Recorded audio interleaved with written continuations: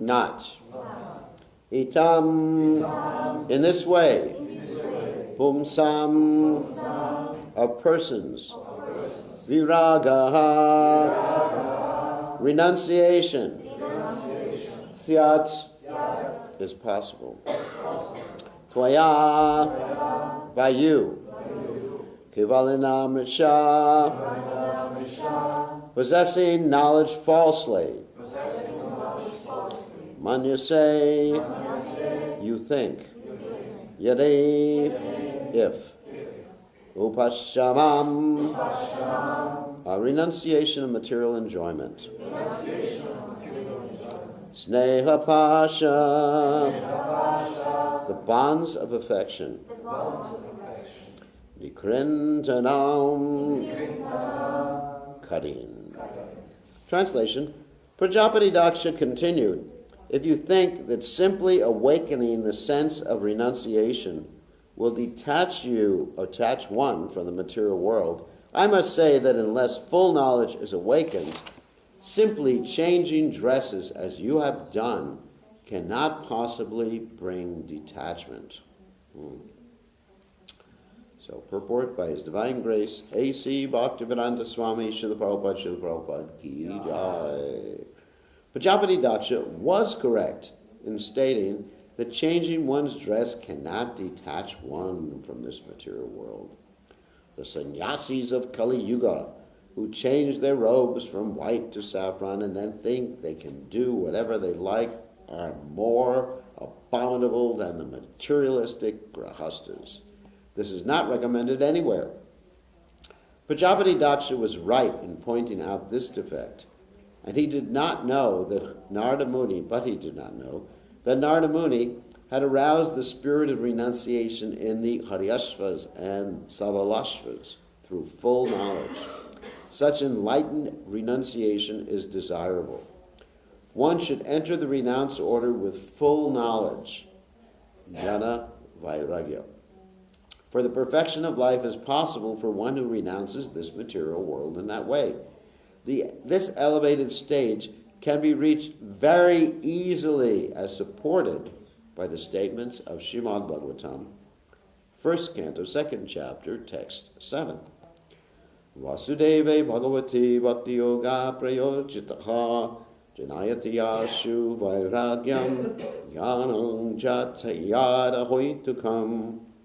By rendering devotional service unto the personality of Godhead, Sri Krishna, one immediately acquires causeless knowledge and detachment from the world. If one seriously engages in devotional service to Lord Vasudeva, jnana and vairagya are automatically manifest in one's person. There's no doubt of this. Prajapati Daksha's accusation that Narada had not actually elevated his sons to the platform of knowledge was not factual. All the sons of Prajapati Daksha had first been raised to the platform of Gyan and had then automatically renounced this world. In summary, unless one's knowledge is awakened, renunciation cannot take place, for without elevated knowledge, one cannot give up attachment for material enjoyment. So, netam pumsam viragasyat tvaya kevalena amrisha manyuse yadyupashamam sneha pasha nikrintanam.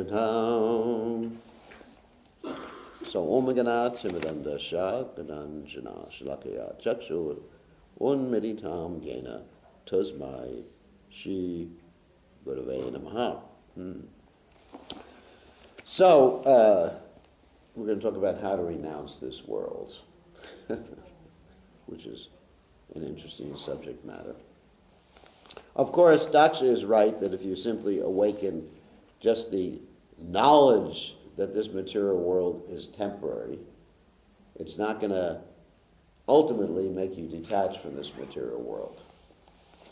In fact, you'll be a pretender because the attachment for sense enjoyment will still remain, according to Krishna and the Gita.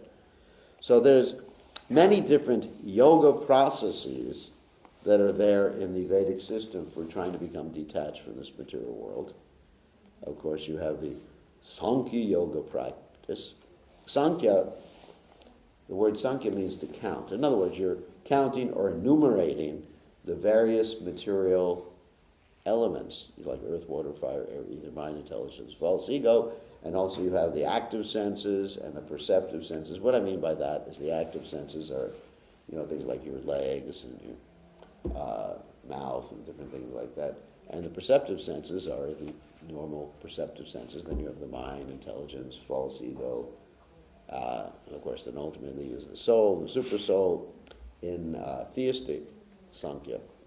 So that process of Sankhya is a very difficult process to follow in order to become detached from the material world. So that's one way that people try to become detached. Another way is through the Hatha yoga system or Patanjali's yoga system, and that's the system of yam, niyam, asana, pranayam, pratyahara, dharana, dhyana, and samadhi.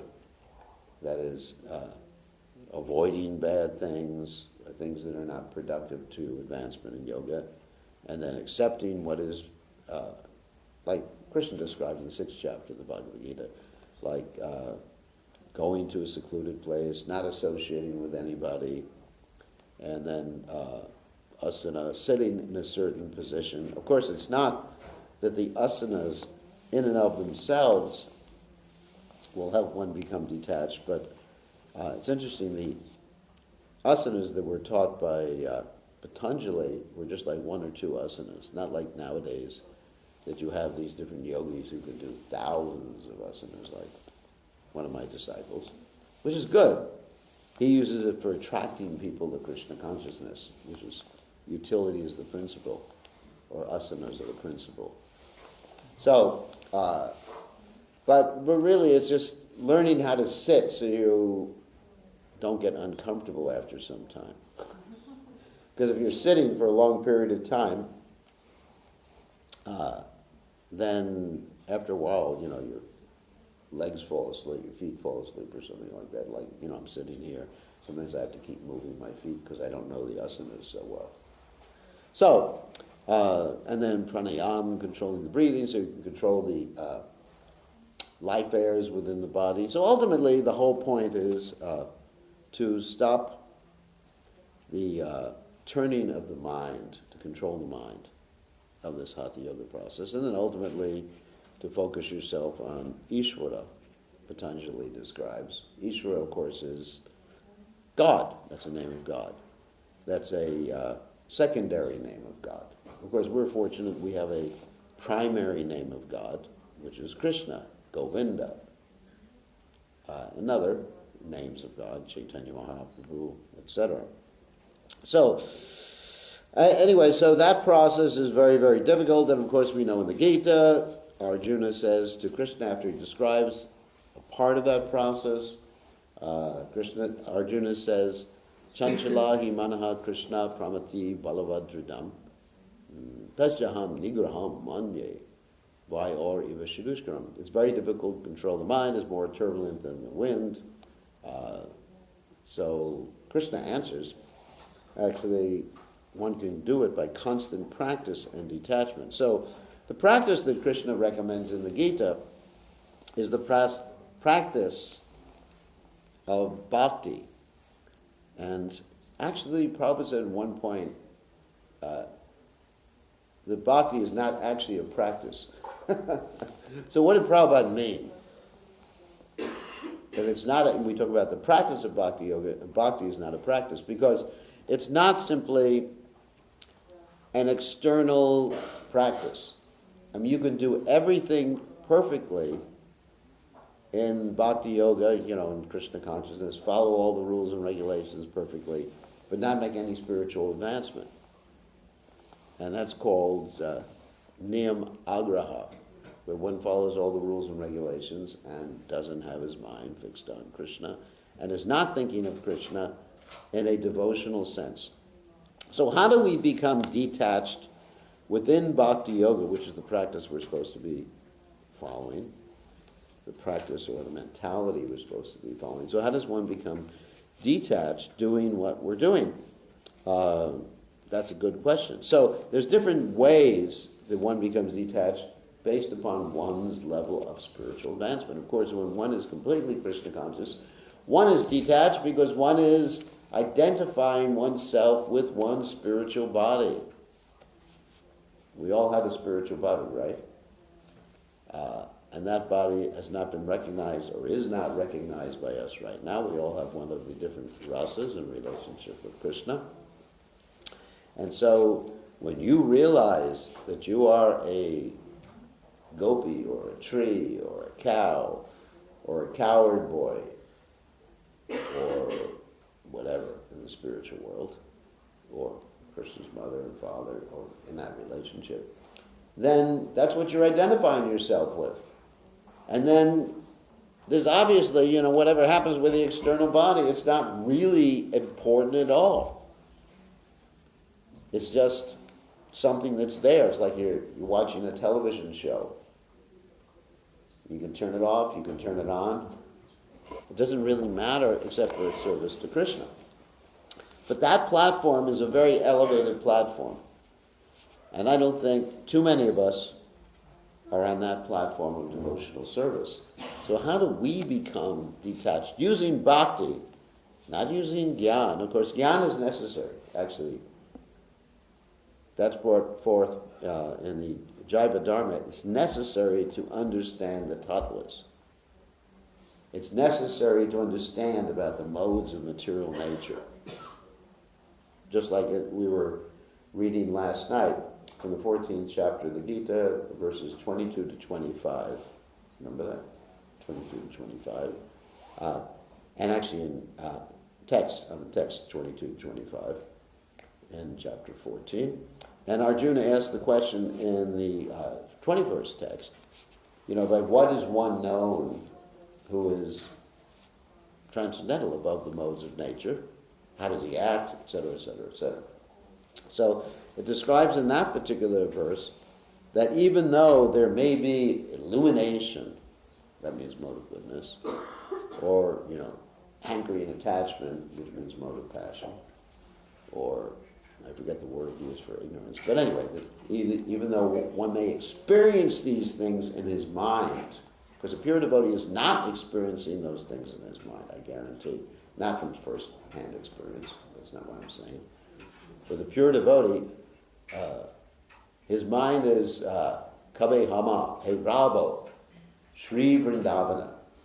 It's described in the higher stages of devotional service even, that an advanced devotee, when he tries to think, Mohini Radha, good to see you, welcome. So when an advanced devotee tries to think of Maya, his mind naturally gravitates towards Krishna. And when we try to think of Krishna, what happens? Our mind gravitates towards Maya. So it's the opposite situation. I'm trying to think of Krishna, the mind just goes, what about your mobile phone? What about politics? What about whatever? So anyway, so on our platform of devotional service, then that particular verse describes our platform of devotional service, that we see sometimes the mode of goodness affects us. We have to be able to identify what the modes of nature are. That's really important. Like we should think, the mode of goodness is affecting my mind. That's why I'm looking at the stars and thinking, twinkle, twinkle, little star. What is the rest of that?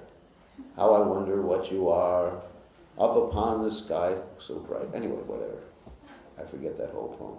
Maybe any of you have heard that poem? No. Twinkle, twinkle, little star, how I wonder what you are. So, looking at the stars at night, or God forbid, like we mentioned yesterday, you're looking at an eclipse, thinking, how beautiful that eclipse is. Very inauspicious, of course. So, then you just think, well, this is the mode of goodness. That's jnana. You understand? So you can identify. You don't think it's something else. You don't. Of course, it's also Krishna's beauty, Krishna's intelligence, and all that other stuff like that. You know, when I investigate or I do some research in what we describe it on Sunday, intelligent design, I look at the cell and I just go, wow, Krishna is so great, he's so intelligent. That's all right. But generally when we're appreciating nature, then we forget about Krishna.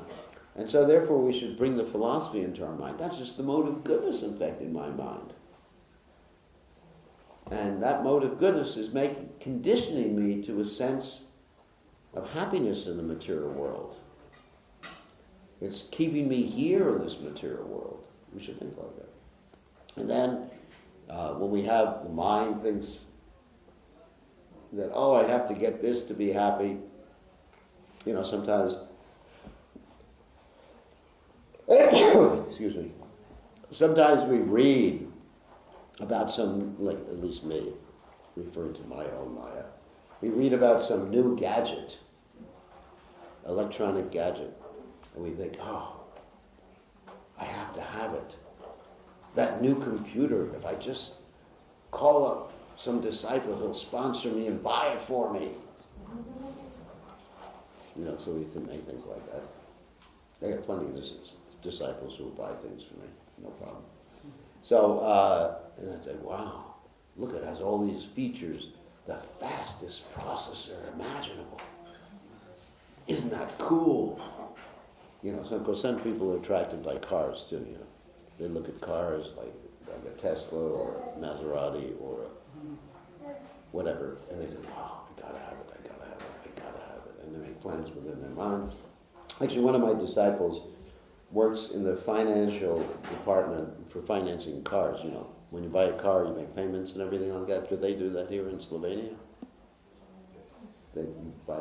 So he was telling me that people are buying cars that they can't afford, and actually, you know, let's say someone makes $40,000 a year, $50,000 a year, they'll buy a car for $60,000 or $70,000, you know, and they'll pay it off with a high interest rate, and the bank is making so much money, and he's happy because he's making a lot of money and supporting his family and getting all the toys and everything his family wants. So anyway, so then one should be able to say, that's the mode of passion. It's not real. I mean, it's not real in terms of, you know, nasato vijate bhavo nabhavo vijate sato ubayo api drishtavantas 20 tatvadarshvi. Like it's things that are temporary and not real, because it's going to come and go. The modes are always, as says the 14th chapter of the Gita. What mode was that? So anyway, so it says in the 14th chapter of the Gita, the modes are always struggling for supremacy. Sometimes the mode of goodness is present, defeating passion and ignorance. Sometimes passion is present, defeating goodness and ignorance, etc. So it's temporary. It's not real. You know, it's just going to come and go. That's it. So why meditate on the thing? It's just the modes being active, Krishna says, and nothing else. And because that may destroy all your romantic dreams about this world, all the loving exchanges you have.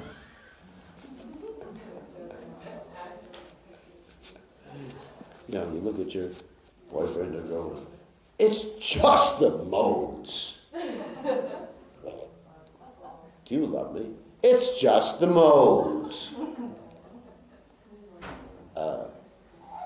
That's not my advice to say that. Because that will destroy whatever relationship you might have. So in this world, Prabhupada actually says, in this world, we have to act like we're attached sometimes, just to be practical, right?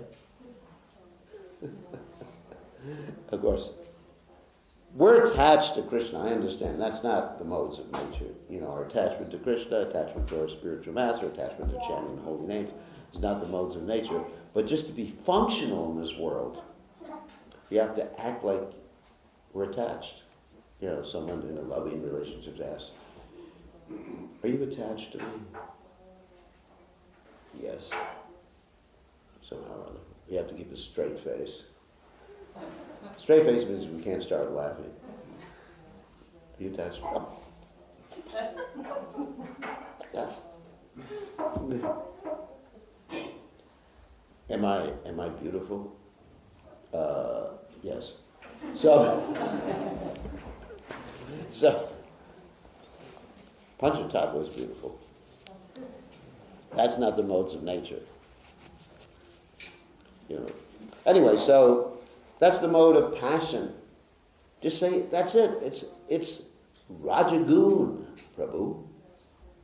And then, of course, the mode of ignorance is when we feel like just going to sleep and just like getting rid of this world. Goodbye, cruel world. You know, I've had it too much. Prabhu, leave me alone. Like this. So we should be able to just understand it's the modes of nature acting. That's jnana. And that's the beginning of a little detachment from the world. But that's not really permanent detachment because there is something called the Papa Bija. Papa in this case doesn't mean your father. Father's seed. Anyway, Papa means sin because there's a desire in the heart that's there. And even through gyan, you can keep it at bay for some time. Or if you fast a lot, the desires aren't manifest.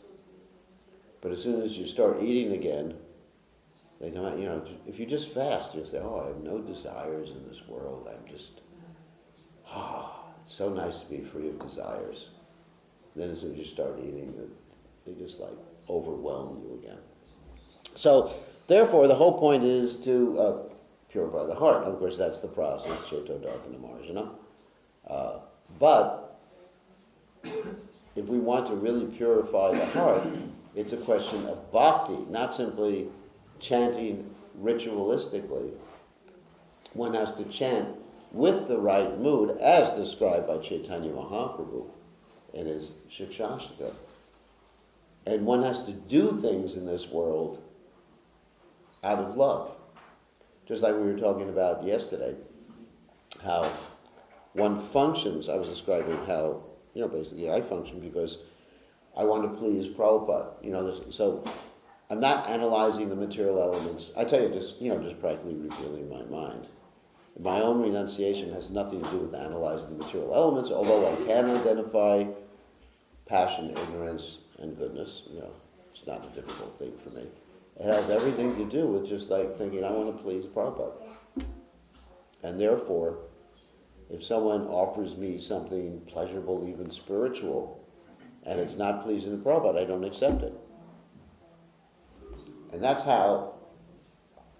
really how you can achieve renunciation really quickly. That's bhakti.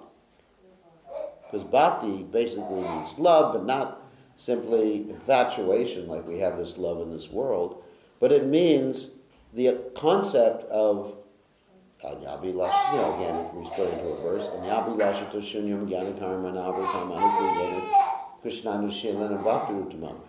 Not being concerned with subtle or gross sense gratification, just simply desiring to please the object of your love favorably. Confirmed. It's nice having. In India, they have these tiki-tikis that confirm, and here we have babies. So, favorably, actively, and with a spirit of devotion. That's bhakti. And if you have that spirit of devotion, you're automatically, that's what is described here in the verse that Prabhupada quotes from the Bhagavatam. Vasudeva Bhagavati Bhakti Yoga Prayojita Janayati Asu Vairagyam Gyanacharya Adahaitakam. Also another verse. Yasha Devi Parabhakti Yata Devi Tata Guru Tashaite Katata Yatata Prakashante Mahatmana. So when it was devoted to the spiritual master and has faith in the spiritual master, faith in the Vedic literatures, everything is revealed to her. Realization. Another verse. Yashasti Bhakti Bhagavacha Kinchana Sarva Gamas Tatra Samasute Sara Harava bhaktasha kato mahatguna manoritena asati devatovihi. Another nice verse. That one who, yashasti bhakti bhagavata kitchana, the one who has bhakti for the Supreme Lord and his devotees, sarargaras tatra samasute sura. So all the good qualities, the godly qualities arise in one by having that bhakti. So it's a very simple process, like Prabhupada points out here in the purport. It's a very simple process. You just desire to please someone, pure devotee, Krishna, and you're automatically detached from this material world, because that's love. Very, very simple. And of course, you should have knowledge. First of all, you should know what pleases the person. That's part of bhakti. And you should have knowledge about the modes of nature too. You should be able to identify Maya, as I've stated many times before. Most of the verses in the Bhagavad Gita deal with the material world, so we can identify the different elements in the material world, when it is Maya and when it is spiritual. So, anyway, so this is Krishna consciousness. I'm giving you a very easy way to become detached, and that's what Narada Muni gave to the Haryashvas and the Savalashas. He gave them bhakti. He implanted the creeper or the seed of devotion in their hearts, and they cultivated it properly. He didn't simply give them gyan, he gave them gyan with bhakti. So, any questions or comments? Yes?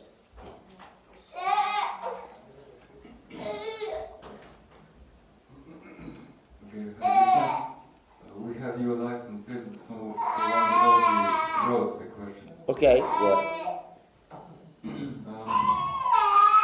Is that true, what astrologers say? Or when you are surrendered to Krishna, everything goes in a different way? Well, I don't know if the astrologers said that, but I know Prabhupada said that. Prabhupada said every time you dance and chant for the deities, you clap your hands, then that's why I clap a lot. The lines on your hand change. Prabhupada said, I have created your good fortune, so you should go out and create others' good fortune. So, and that's also in the Gita. Ham tvam sarvapapebhyo moksha yishyami masuchaha. Sarvadharmam parichaja mamikam sharanam raja. I mean, actually, it's interesting, this word sharanam. It's generally translated as surrender, but actually means to give yourself, your heart. Manasa deha geha yoga shimora pilam tuya pari nanda kishore. To give everything to Krishna. That's what's, especially giving your heart to Krishna. Just like even the word shraddha, faith. Faith is not simply belief. Faith is actually shraddha. And actually it's been analyzed. I was listening to an analysis that Rita Nandamars gave, that you can take the shraddha as the heart, like rad, rid. Da means to go or to give. Just like, Anyway, so shraddha means basically to give your heart to Krishna. And when you give your heart to Krishna, Krishna takes care of all the lines on your palm and all the planets. I'll tell you an interesting story, maybe I've told it before, that there's a period in everyone's life which is the Saturn period. Sunny. You've heard of this before? And generally, it's a few years, give or take. Each devotee is different. So you have the Saturn period, and many devotees, when they're going through this period, they use it as an excuse for their nonsense. They said, I can't really surrender right now. I'm going through my Saturn period, but as soon as this period is over, watch out. Here I come. It's described in the future, I'm going to be a great preacher.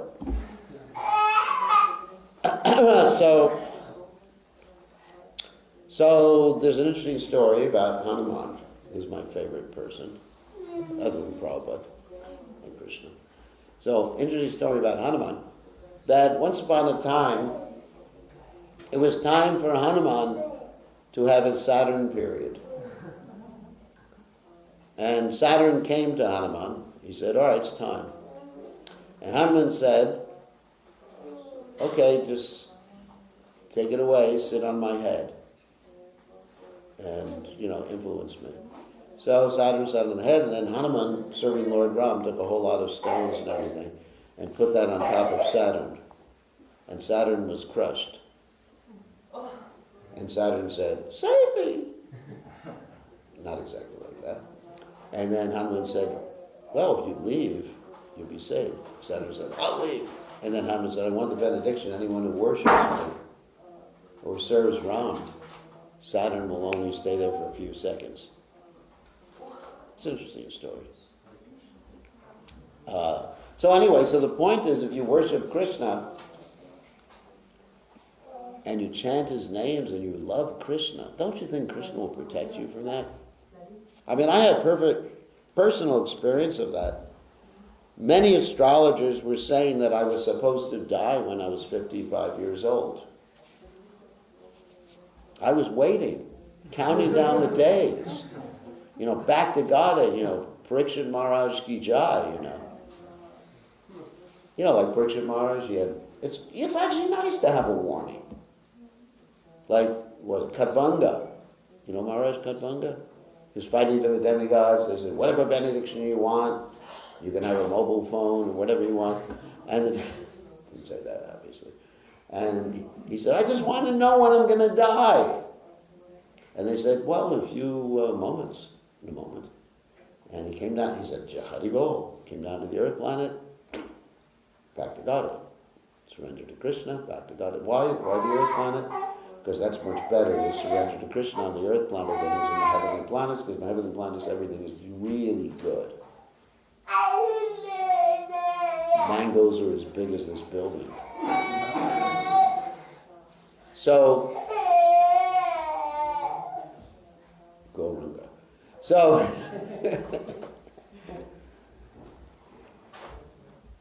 maybe we chant the holy names so you won't cry. So, Hare Krishna, Krishna Krishna, Hare Hare. Hare Ram. Oh, he wanted his father. That's nice. So,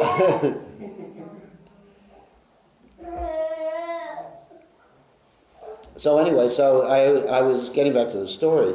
So I was thinking, I'm going back to Godhead. Pretty nice. Got ready to say goodbye to everybody. Wrote my will even. I leave my V-bag to whatever, everything I own in the world. Actually wrote a will. And I also wrote a power of attorney, healthcare power of attorney, so, if it happened that I was knocked unconscious, someone could just decide to pull the plug, back to Godhead, just chant in my ears, they pulled the plug out. So, it didn't happen. I said, oh my God, why didn't it happen? I was very disappointed.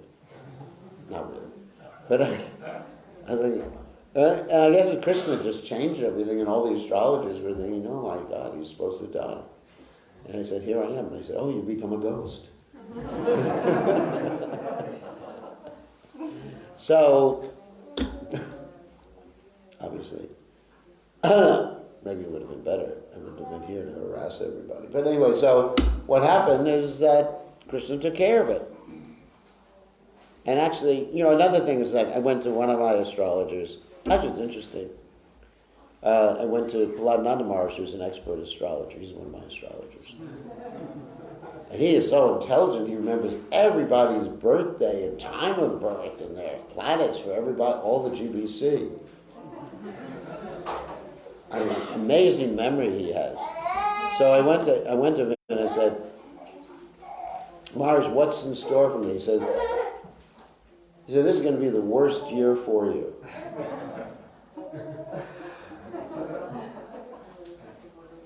And I go, maybe I should just, hide in the closet for the year or something. So the year went on. It was actually the best year I ever had. I just went, what happened? Just like I was ecstatic, Krishna conscious, traveling around the world. And everybody, for 1 year, at least for 1 year, everybody was nice to me. So, and I understood it was the Krishna factor. So, and I said, it's really nice. I told him at the end of the year, I said, it's been a really nice year. And he said, well, Krishna. So, the Prabhupada at one point said, let's hear what the astrologer has to say, let's have a good laugh. So I'm not decrying or criticizing astrology. It can be used for certain things to determine compatibility, if one wants to get married. But it's not really part of my objective in life. So, certain things are used for, but generally there's the Krishna factor. So we don't worry about it. I just chant and serve Krishna, and and Rahu can be nice because Rahu, Saturn can be nice because they encourage us to be detached from this world, right? For a devotee. Nothing's inauspicious. Vishva Purna Shukayate. The whole material world's blissful. Could use it to serve Krishna. Because I'm not saying I realize that yet. All right, so any other questions? Yes. Yes.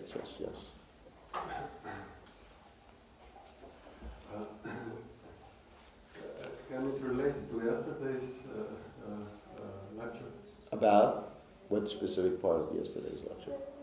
You mentioned, you said something that I wanted to, I didn't get the opportunity to, can I ask? Well, the conclusion of yesterday's lecture is that members of the Krishna conscious movement should be trying to please Prabhupada and act in such a way. It's related to that, yes. I wanted to ask, it was interesting to me because I've never heard before you mentioned that actually Bhaktisiddhanta Saraswati Maharaj gave the same instruction to many of his disciples. Yes. But because as I understood it, I thought that our Acharya got it on his first darshan. He did. And then I thought it was kind of easy for him. He got this precise instruction and took it as a life and soul and pushed it through whole his life. But because I thought Maharaj never gives me any instruction. I'm not qualified, but anyway, then I thought it would be nice to get such an instruction. But actually, you can take any instruction Maharaj gives anywhere and take it as a life and soul. Yes, and all the instructions, yeah. Pursue the goal. but then you might feel like an idiot. Maybe I'm taking some big instruction and pursue it as life and soul, but actually I'm not qualified. What about that?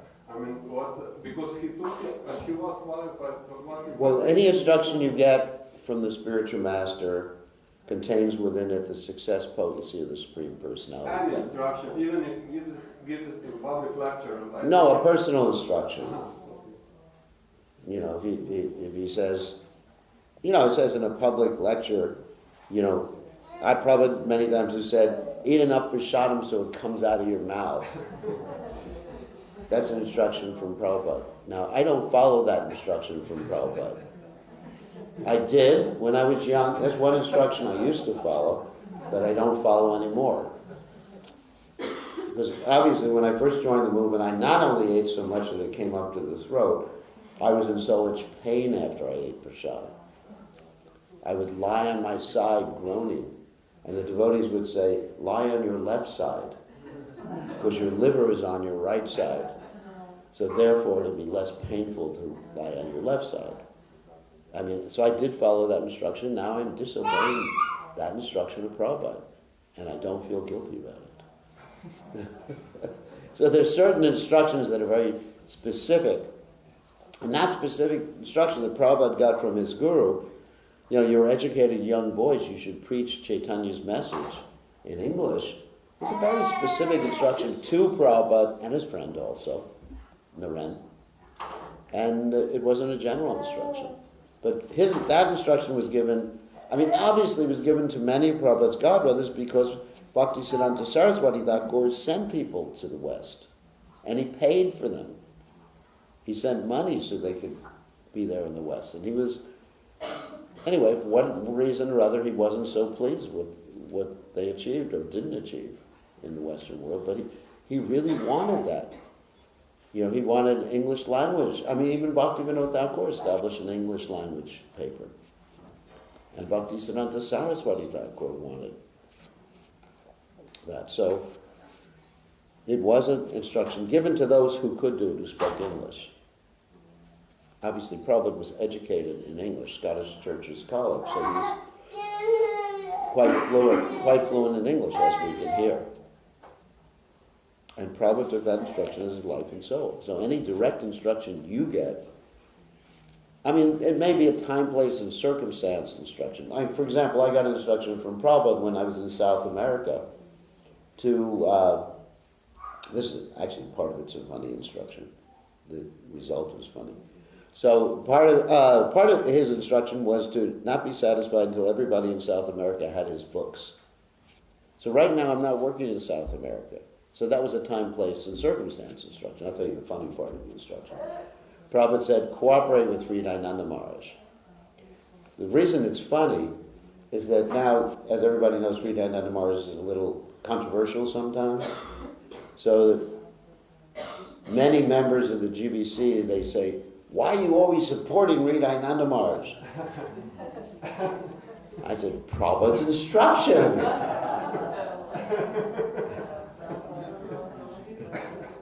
And that they, of course, say, that was a time, place, and circumstance instruction. That instruction doesn't apply anymore.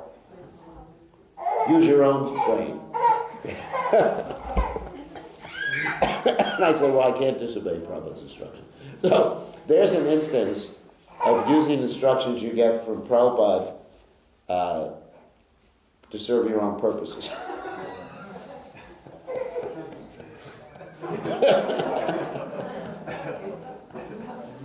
Which is, you know, that you shouldn't do that either. I'm a bad example so far as that. But it's not really serving my own purposes because, it is actually, because I do accept a lot of the things that Hridayananda Maharaj is teaching about preaching to the Western world. So, but anyway, so we do get instructions from Prabhupada or from our spiritual masters that are time, place, and circumstance instructions. But the instruction to preach in the Western world, and actually even the last letter that Prabhupada got from Bhaktisiddhanta Saraswati Thakur, you know, Prabhupada wrote, this was like a fortnight, 2 weeks before Bhaktisiddhanta Saraswati Thakur left this world. That was the same instruction. So here, it was obviously something that was on Bhaktisiddhanta Saraswati Thakur's mind continually. You know, how to spread Krishna consciousness all over the world. And Prabhupada understood, just like Rupa Goswami, he understood the mind of Sri Chaitanya Mahaprabhu. That's why we chant, isn't it? Mano Vishtam, Stapitam Yena Bhutale, Swayam Rupa Kadabhayam Tadati Swapadantikam. Right? Rupa Goswami, Mano Vishtam, he's actually understood Lord Chaitanya's intention.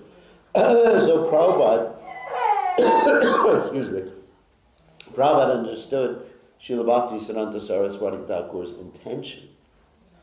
And that also means, that indicates that his position, his superlative position, he understood the intention was to spread Krishna consciousness all over the world, not just to make another math in India. So it's important.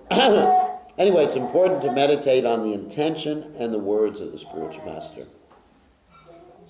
And if there's any question, then you ask your older devotees, older devotees in the Krishna consciousness, mature devotees who are Krishna conscious. So any other questions or comments? It's time for prasadam. Yes, exactly time. In certain temples, I actually have a sign right under the clock. Don't go later than 9 o'clock.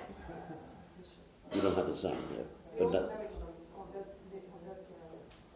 Where is it? Oh! But it doesn't say don't go later. It just says, Oh, 8:45.